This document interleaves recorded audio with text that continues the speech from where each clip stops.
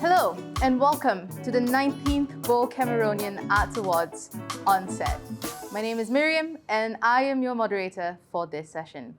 Joining us today are the nominees for Performance in a Leading Role in Musical Theatre. Welcome. Thank you so much for being here. Thank you for having us. Thank you. Very warm welcome. So let's dive into the first question. What inspired you to accept the role? Well, I think for my role at least, my role is sort of has a very innocent outlook to her. She's quiet, reserved, and I kind of see myself in her. So like when I first looked at the script as well, and the director gave us the script, I was like, it came like a second nature to me when I was reading out the lines, because that's how I act like on a normal basis anyway. So, you know, like, at least for my role, it was easy to just shift into Drusilla. Yeah. Once on This Island was one of like the first few musicals that I've learned when I started my journey in musical theatre. And this is kind of like full circle for me, you know. I always watch Timoon's character and I always wonder, like, at the beginning of my time when I started my journey, I was like, why this girl is a bit stupid? Like, why is she going all the way, you know, for this guy who's, you know, in the end she becomes a tree. And so so I think like when I came about this opportunity, I realized that, oh, there was a shift in how I see characters now.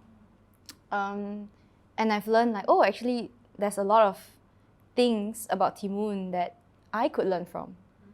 Whether is it like a character choice or as an actor myself. So I thought like there's no better time and opportunity. It's just full circle for me. And did you realize that it would come to full circle when you accepted the role? No, until I was like, I think on like the second or third show, and I was like, wait a minute. Yeah, like few of us, like in the cast especially, I think I grew up with a lot of them. So I think it made the show really special for me, doing the show together with people that I've grown in this industry with. You're making me feeling very guilty. Number one, not watching, and number two, I turned down the role of your mom. Yeah, kenapa lah? She was supposed to be my mom. Yeah, well. So why didn't you accept the role? Well, religious reason actually. Okay. I saw the song. I'm so sorry. It's like, oh, okay, I cannot. So macam tak boleh lah. Okay. I told the director that. Yeah.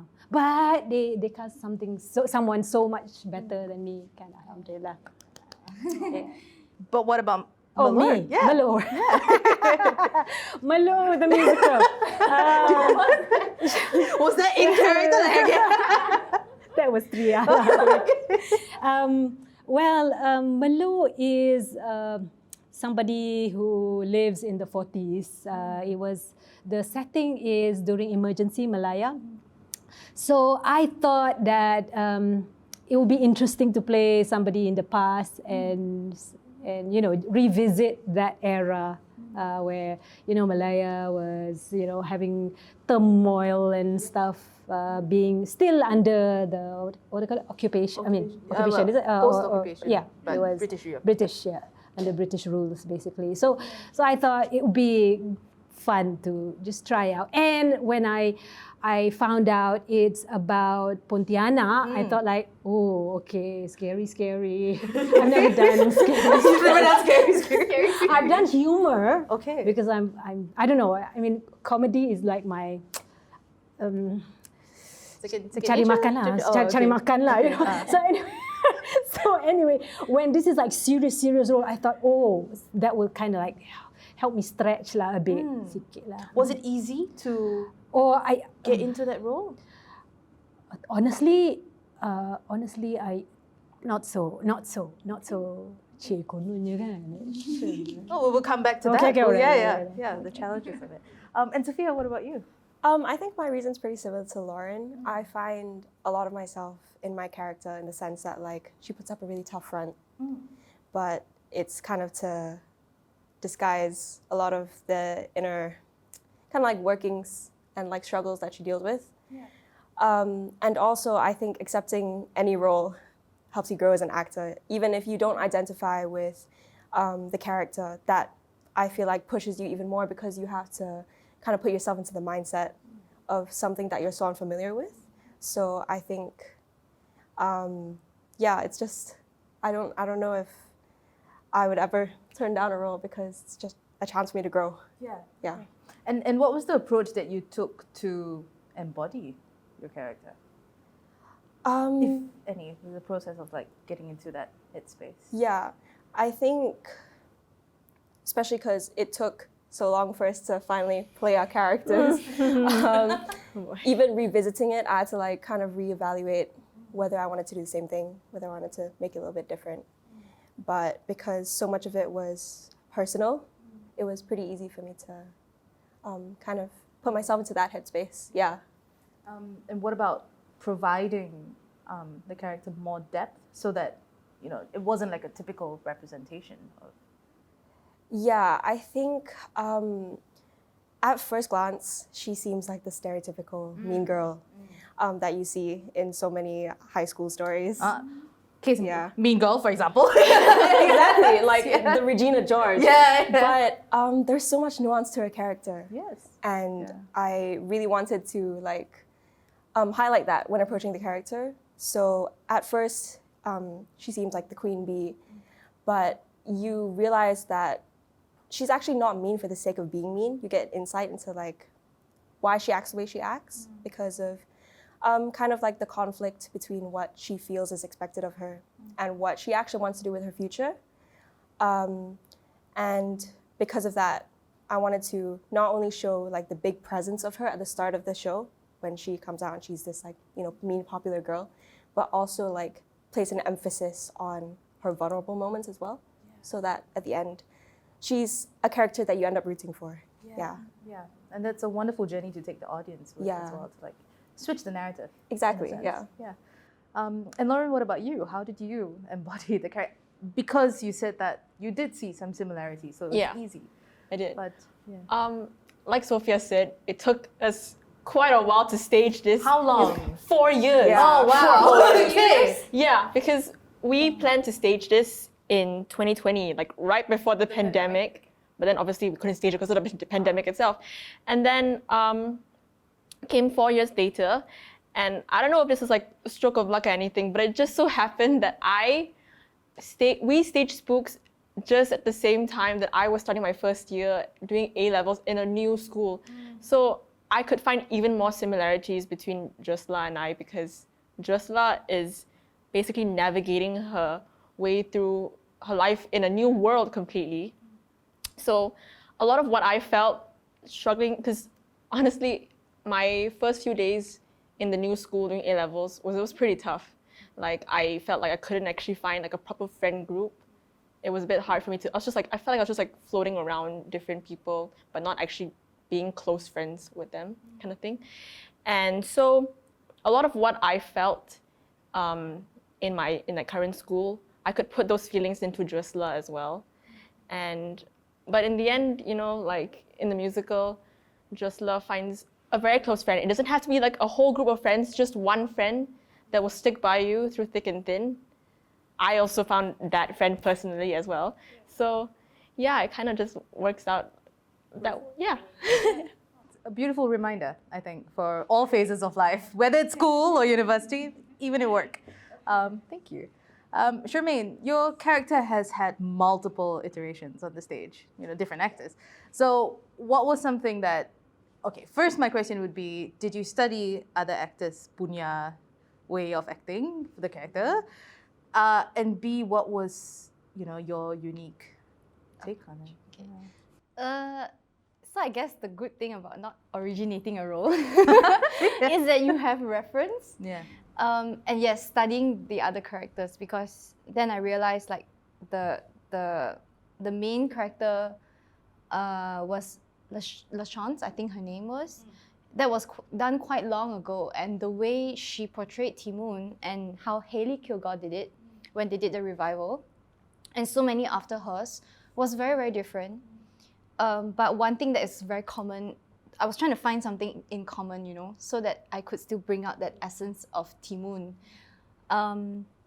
What I find is that they all have this like young youth energy that is happening around them. And so I try to like replicate that. So in my rehearsal process, it's a lot of like working on physicality.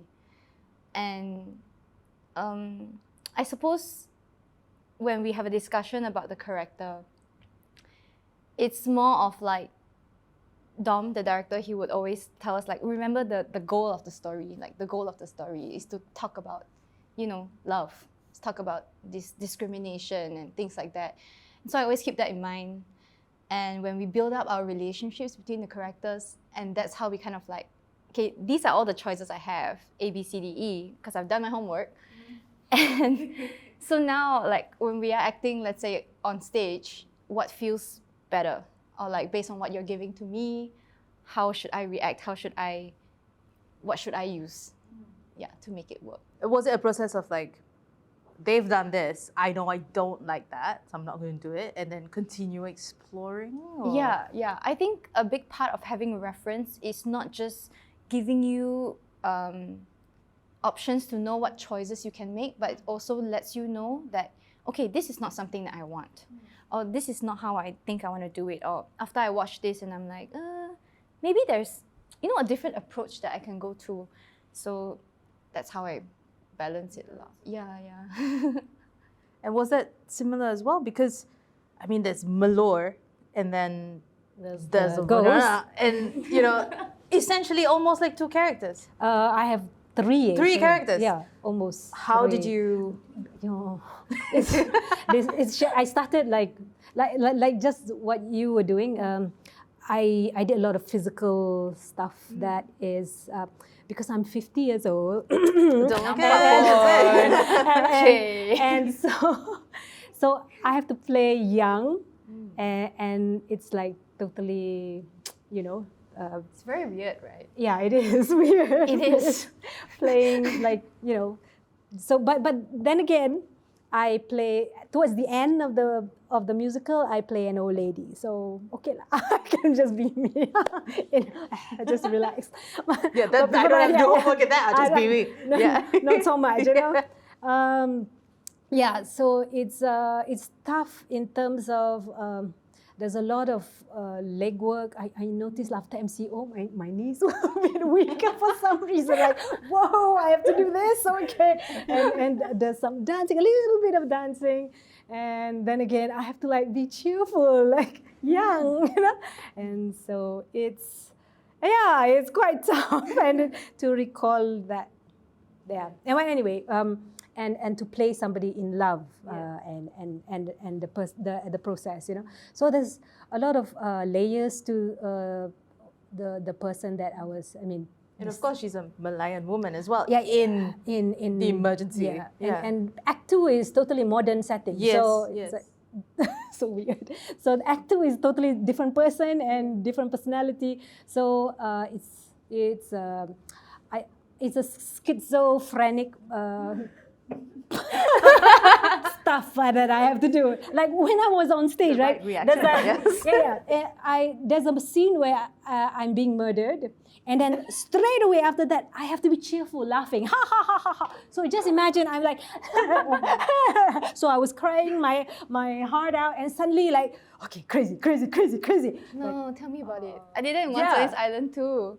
Like one of the scenes, like me, Bichu, and Dennis, we were like crying, like. And then suddenly you have to change. I go behind, wipe all my tears.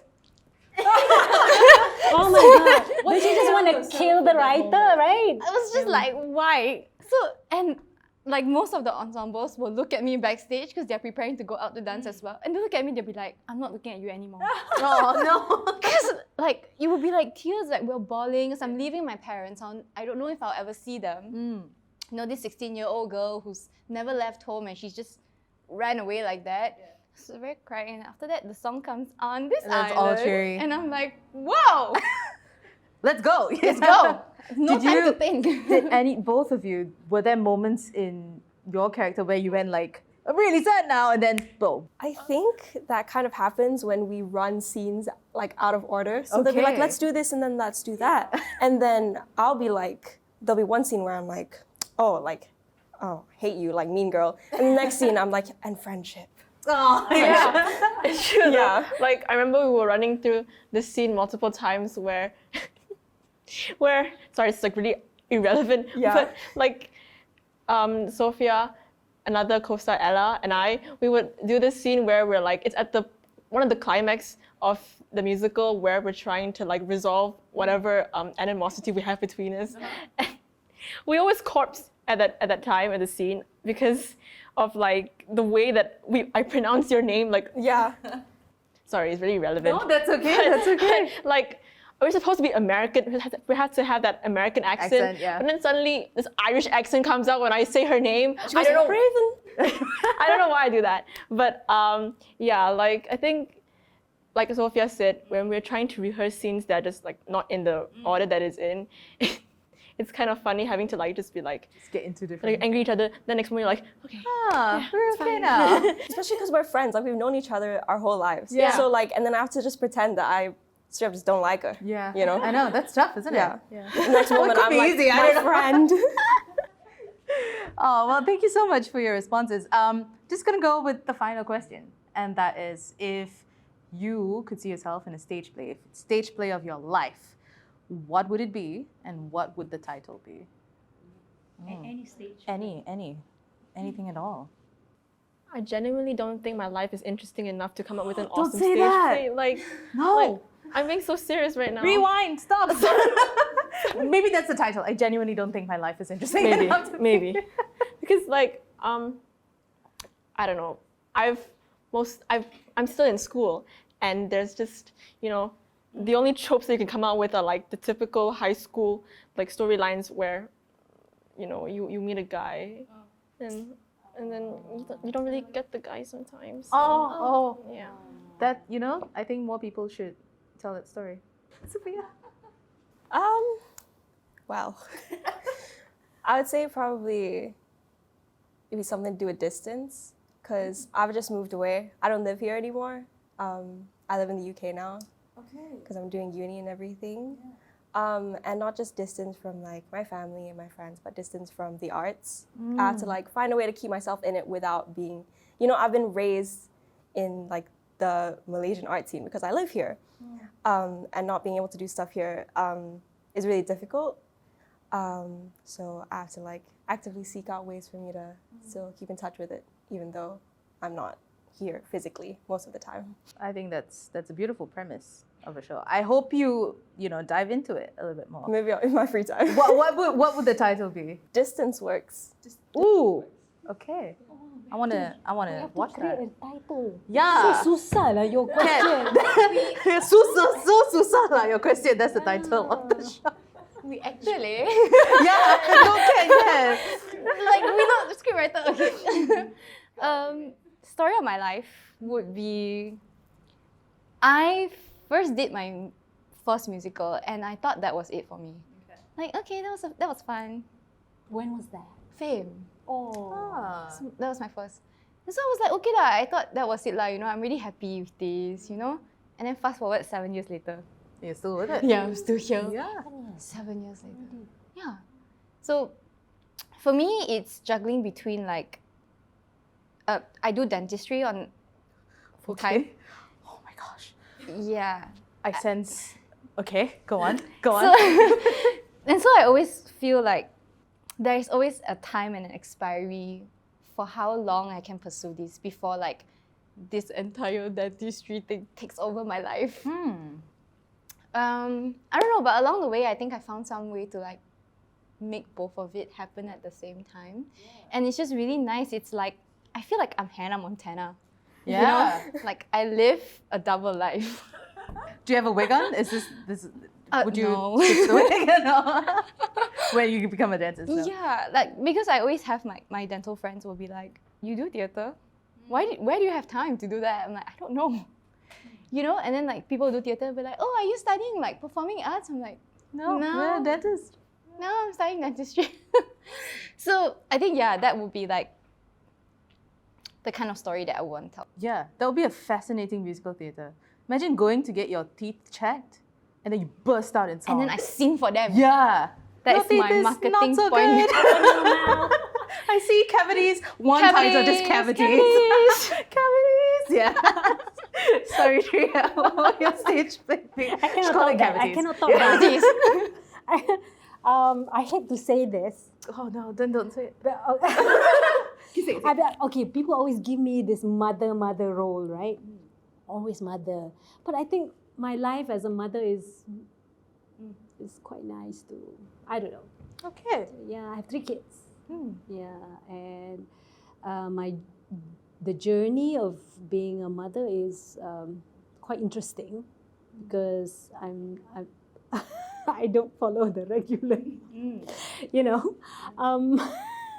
My kids are unschooled. Only my eldest are schooled. So my 2 girls were home birthed because I didn't like the experience I had during my first birth. So stuff like that. So okay. Very boring. No, Yeah, it's the not. musical. That's it. What do you call it? Mothering. Mothering. Yeah. Yeah. Lauren, I haven't forgotten. All right.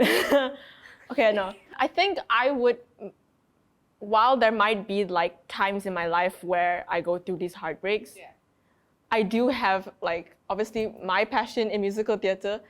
It's keeping me so level-headed right now. Like I'm going through A-levels as well, and I'm at the crux of it where my exams are next month, and I'm stressing the heck out. It's fine because like at the same time I'm having a lot of musicals and rehearsals right now that I'm part of, and that does help me. Like it does Ground you. It grounds me. Yeah. Yeah.